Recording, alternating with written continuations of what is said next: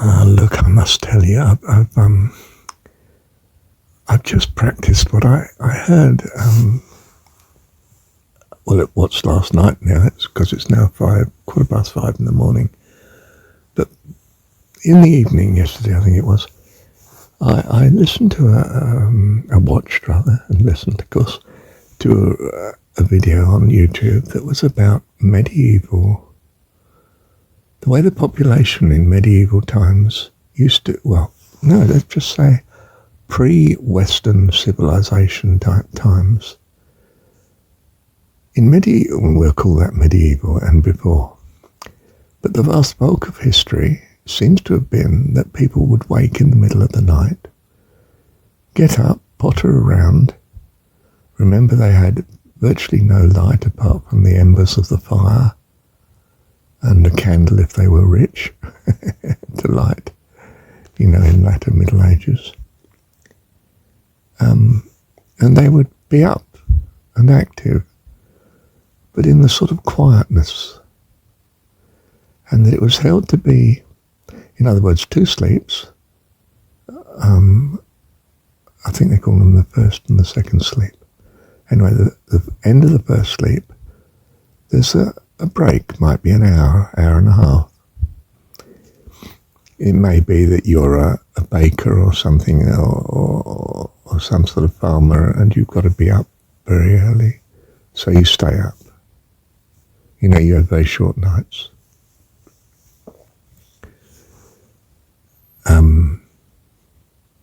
My granddad was a horseman. He was a batman to the officer cadets in Sandhurst. And we're talking about back in the early 20th century, aren't we? And very early 20th century. So he had to get his officer on duty and the horse ready and so on. So he would get his officer on duty for 6 o'clock, which meant he had to be, the horse was ready and his uniform was ready, and, he was the batman. Batman was the personal assistant to the officer, and each officer had one. You can't imagine the culture, can you now? But it was that sort of privileged culture where the elite had these minion staff to look after them. My granddad was one of them. But anyway, to return, that was an aside, wasn't it? Sorry. The population tended to wake up during the night, and it would be a most, what we would call spiritual time. If God was going to talk to you, it was then. And the Christian church, for instance, used that time very much to focus on God, time of prayer.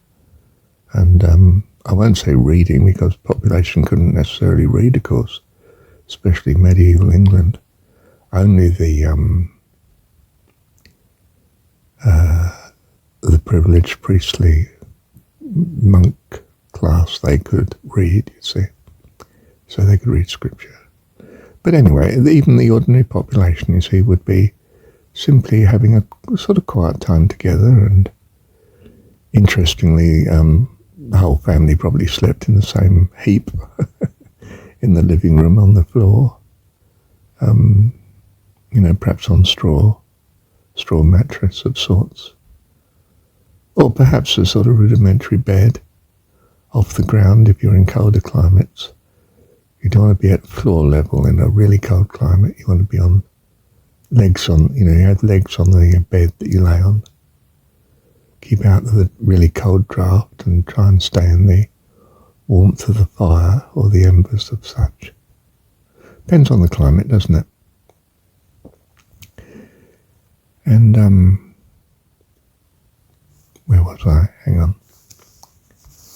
So you talk, and it's a nice quiet time. It's peaceful, and you get ideas and intuitions about what you should be doing in the coming day and how to solve perhaps difficulties that you're living through, and you commune in a way that you don't do during the normal daylight and busyness of work and the pressures of life, you see.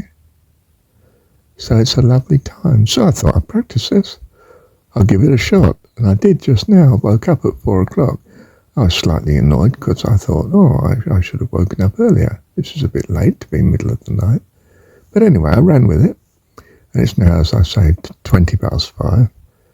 And in the morning. And so I got up. Easier for us, isn't it? We just flick the electric fire on. They would have put, a bit more wood on the embers of the fire to, in a colder climate, of course, to keep the room warm. And I'm in winter, but winter in New Zealand's a breeze, really, compared to Northern Europe.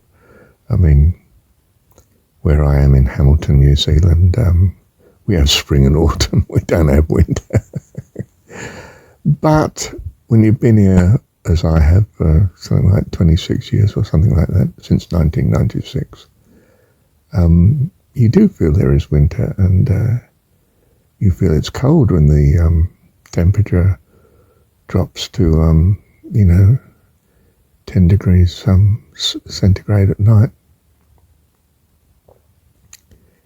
And so I put the fire on, and I flick the electric blanket on to make sure when I go back to bed it's nice and warm and cosy.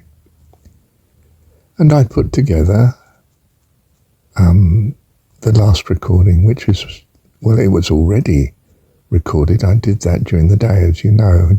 I was sunbathing, and it's got a terrible interference from the wind, which I hope you've soldiered through. If not, have another shot.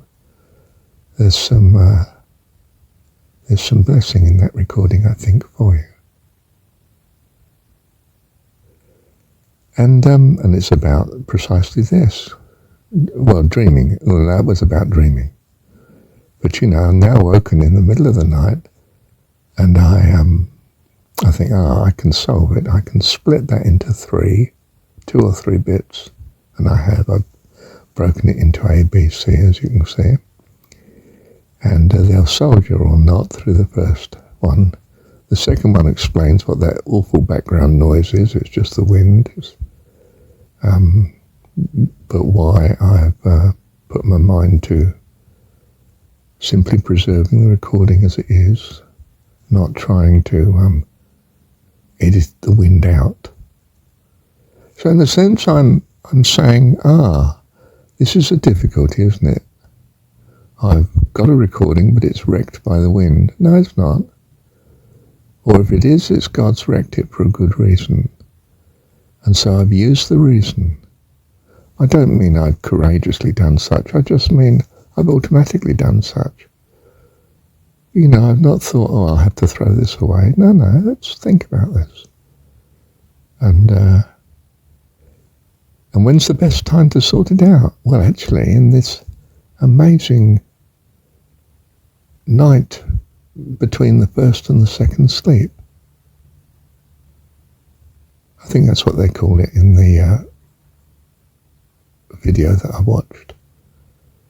I've only watched it once, but it's the message got through to me. Well, give it a shot, Marcia. See, I already felt incredibly confirmed by the video because, as you know, I do much of my recording when I just wake like this in the middle of the night and record, and then get tired and go back to sleep for the second sleep, don't I?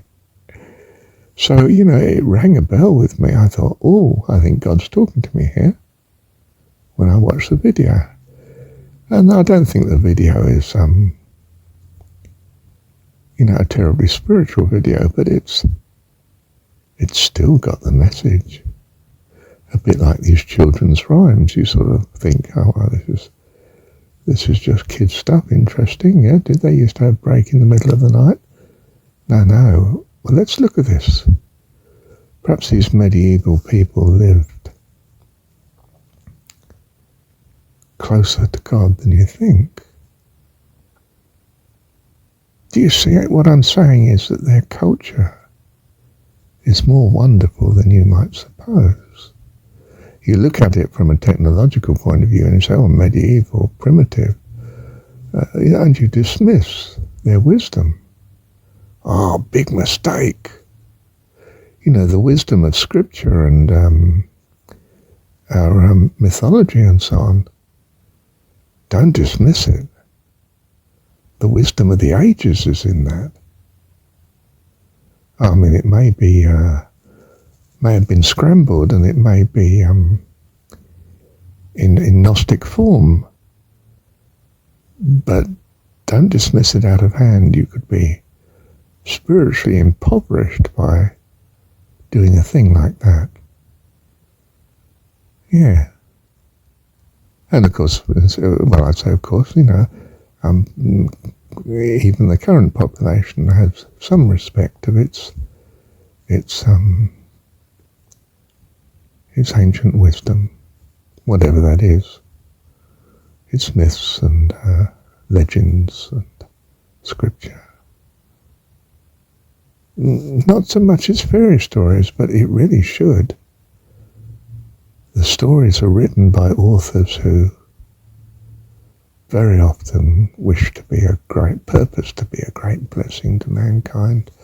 Look at Gulliver's Travels. Jonathan Swift, was it? You might know better than me, but what a social reformer, at least 150 years before his time. A bit like Rudolf Steiner. You read his stuff and you just think, this is crazy. This is almost Monty Python. Don't dismiss it. I don't mean swallow it hook, line and sinker, especially as the literalism. You know, you have to approach things as a Gnostic. But, you know, earnestly, with God, sift what you're supposed to be learning from this. Like when I read Winged Pharaoh. Wow, was I suddenly hooked on that. There's no story to me, I can tell you. Well, that's because we belittle the word story. I mean, it's a wonderful story. And incredibly enlightening. Just too, when you hear the testimony, so to speak, of these near-death, they are testimonies, near-death experience people. And there's hundreds of these on YouTube. And you see the pattern of them, and, you know,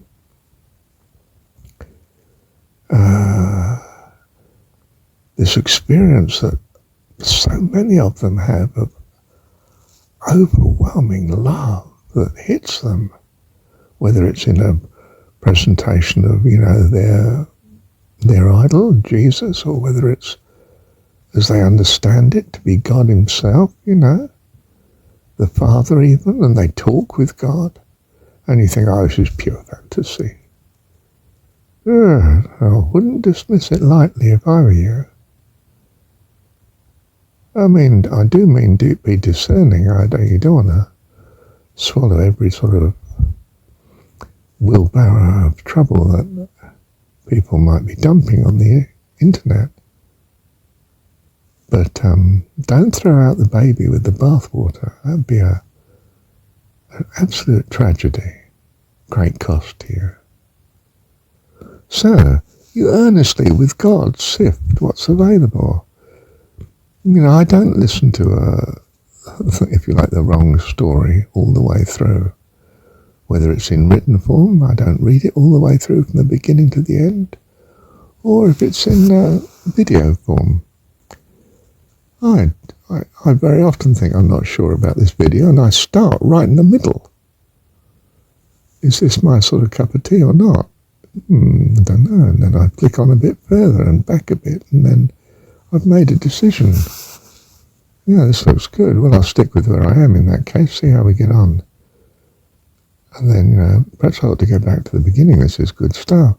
Or, no, I don't think so. This is not really my sort of thing.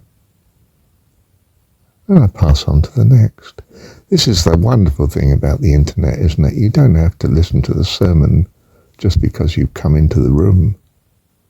And you've got to sit there until he finishes, and he drones on for an interminable length of time, and you just think, this is not... Wish to goodness I wasn't listening to this. Well, I've been rather cruel, and I just sort of slip out. I mean, I might sort of put a gloss on it by holding my phone as if, I've got a message I must deal with, but I don't come back. But they've forgotten by then, and perhaps the place is not where you get your spiritual food anyway, and you don't return. That's the best way of doing it. I think, it's the least confrontational, and it leaves them to be who they wish to be, rather than me come into their church or their group and impact their ways. I'm not here to change the world. God will teach and lead them as he does. I might put out the opportunity, and I have here with these videos that they're not videos, they're podcasts really, aren't they? Well, they're not even that, because I just put a still picture on down there of the countryside, or the area where I live, the lake and so on. And that's just to give you a meditative view, as if you were sitting by the lake perhaps, or in the country. And your eyes can fix on this while you're listening to me droning on. But the great thing is you can flick off it, isn't it? Over to a video that's much more to your liking. Or you can stay with it if you're finding it's a blessing. And, it's a very soft impact on the world. I'm not here to change the world. I pray not for the world. I pray for those who that has given me. Well, I don't even do that. I mean, God has it right. I just try to get into the flow of fully being conscious of what God's doing with me. Well, that's my ideal. But don't picture me as successfully following my ideal, well, any more than I do. I'm not here to be the guru. Just a good friend. Gosh, that's almost brought tears to my eyes. I can just feel it. When you touch on something that's important to you and the truth of the matter, you know it. Love you, Heavenly Dad. Thank you. I'm going back to sleep now. It's hot. It's 5:32. I don't know as I sleep. If God gives me something more, I'll have to record it. But I'm going to give it a shot, see if I can have a sleep. Bless you. Thank you, Heavenly Dad.